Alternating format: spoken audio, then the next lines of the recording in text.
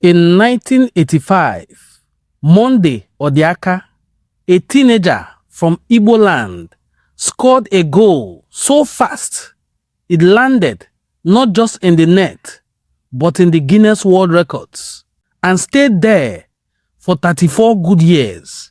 Nobody on the planet could beat it until 2019. Monday Odiaka was born in Abuedo Quarters, Ubulu-Uku, an Igbo town in Anyocha South local government area of Delta State.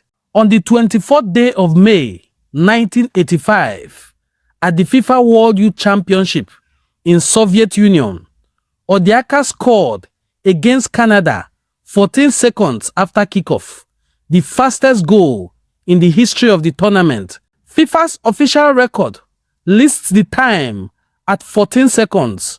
Odiaka himself maintained it was closer to 12 seconds, a discrepancy never resolved until this day. The goal entered the Guinness Book of World Records and stood unmatched for 34 years.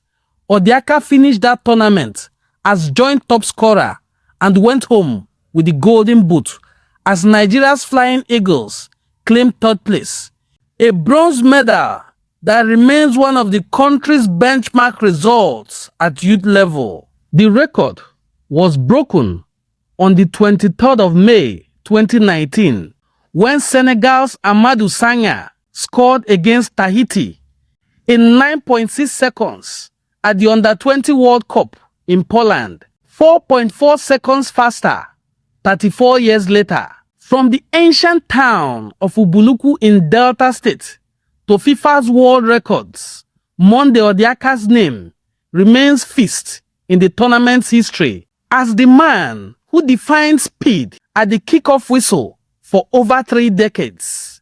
If this is your first time of coming across any of our videos, kindly hit the subscribe button to continue seeing more videos celebrating Igbo excellence.